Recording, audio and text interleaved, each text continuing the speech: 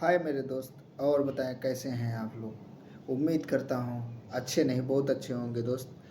आज मैं दोस्त आपको कुछ बताने के लिए नहीं दोस्त, मैं आपसे पूछने आया हूँ दोस्त कि आज जो ये अंधभक्त लोग आज लोगों पे भरोसा करते हैं, तरह तरह बाबा पे भरोसा करते हैं। आज लोग मैं आप ही लोगों से एक सवाल पूछने वाला हूँ दोस्त। ये सवाल पूछने वाला हूँ दोस्त, ये बताइए, अगर मैं बात करूँ महाभारत की, द्वापर युग बीते हुए आज बताया जाता है दोस्त कि 5,500 साल हो गया। 5,500 साल दोस्त, कम नहीं। और उससे पहले रामायण हो चुका है, मतलब कि त्रेता युग बीत चुका है। मान लीजिए 5,000 साल अभी बीते हुआ है। ये कलयुग चल रहा है और 5,000 साल बीते हुआ है द्वापर युग, और उससे पुराना त्रेता युग। बताइए दोस्त, हमारे भारत में दोस्त क्या भगवान इस कलयुग में ही आए दोस्त?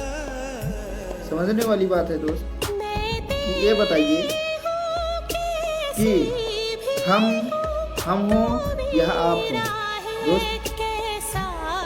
ये बताइए दोस्त कि इतना साल बीत गया दोस्त, हमारे भारत में इतने प्रतापी राजा हुए, बहुत से राजा हुए दोस्त, बहुत से दानी धर्मात्मा राजा हुए दोस्त। लेकिन दोस्त यहाँ समझने वाली बात ये है दोस्त कि राजा भी हुए, खत्म भी हो गए। लेकिन दोस्त ये चीज नहीं हमारे समझ में आता है दोस्त। यदि अगर दोस्त राजा हुए और क्या कहते हैं, इसके बाद बोलते हैं कि अंग्रेज आए और मुगल आए। अंग्रेज से पहले मुगल बादशाह ये सब आए थे, हमारे देश को लूटे और लूट गए। फिर उनके बाद आए हमारे देश में, इसी भारत देश में फिर आए अंग्रेज जो काली काल से आए और इस भूमि पे राज किए अपना 500 साल तक यहाँ राज किए।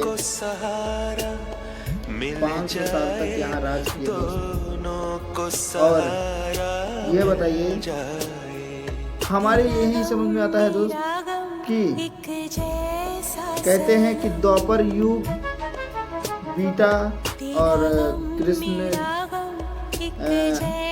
कृष्ण भूमि भी यही है। हम कहते हैं दोस्त कृष्ण भूमि, और कैसे हो सकती है कि इतना लड़ाई हुई, इतनी दंगा हुआ और इतना लूट पाट हुआ और इतने अंग्रेज आए, इतने साल तक हमारे राज्य में राज किए, हमारे देश में राज किए, फिर चले गए। क्या दोस्त इतना लूट पाट हुआ दोस्त, क्या दो चीज़ बच जानी चाहिए? दो चीज़ बच ही जानी चाहिए, एक गीता और एक रामायण। एक गीता और एक रामायण ही बची, जो बोली गई कि ये महाभारत हुआ था और ये त्रेता युग का रामायण है। क्या दोस्त ये सही बात है? हमारे तो बिल्कुल पल्ले नहीं पड़ रहा। क्या पहले इंसान नहीं थे जो जी रहे थे? क्या अब इंसान बगैर भगवान के जी नहीं पाएंगे दोस्त? ये बताइए। कहते हैं कि वहाँ कहते हैं कि अभी भी वहाँ उनके अभिषेक बचा हुआ है कि महाभारत का पूरा वहाँ चिन्ह है अभी भी कि महाभारत यहाँ हुई थी।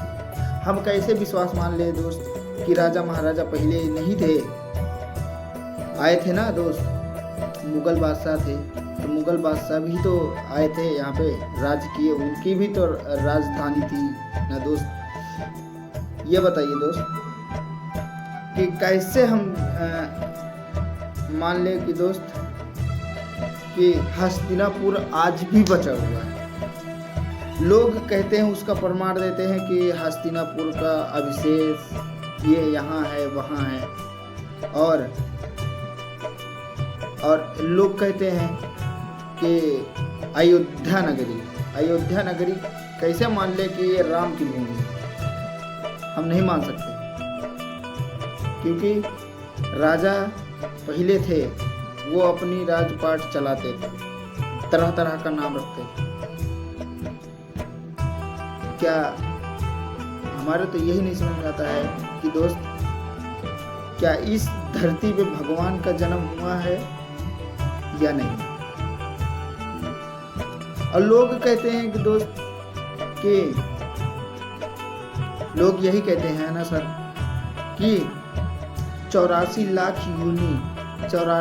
यूनी से गुजरना पड़ता है। 84 लाख के बाद हमें मनुष्य का जीवन मिलता है दोस्त।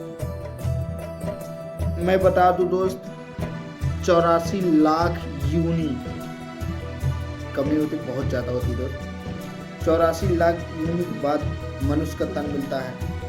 वो भी कैसे मिलता है दोस्त, मैं इसका भी प्रमाण बता देता हूँ सर। 220 कलयुग बीतेगा, ये आपका शरीर बहुत कीमती है दोस्त, और तन जल्दी किसी को नहीं मिलता है। बहुत ही महत्वपूर्ण सावधानी है दोस्त कि ये आपकी शरीर बहुत ही जरूरी है, और इस शरीर को दुरुपयोग ना करके धर्म में उपयोग करें। धर्म कैसा है कि माँ बाप का सेवा पानी, और दूसरों को निंदा न करना, और दूसरे को कभी तकलीफ न पहुंचाना, ये सब धर्म का। और दोस्त शरीर जल्दी नहीं मिलती है, 220 कलयुग बीतेगा, कलयुग, तब जाकर के आप शरीर पाओगे दोस्त। 220 आप जोड़ सकते हैं, त्रेता युग, द्वापर युग और सतयुग, ये कितने कितने साल का है, कितने साल का, अब जोड़ दीजिए कितना होता है दोस्तों। बस आपसे यही एक सवाल था जो मैं आपसे पूछ रहा था दोस्त।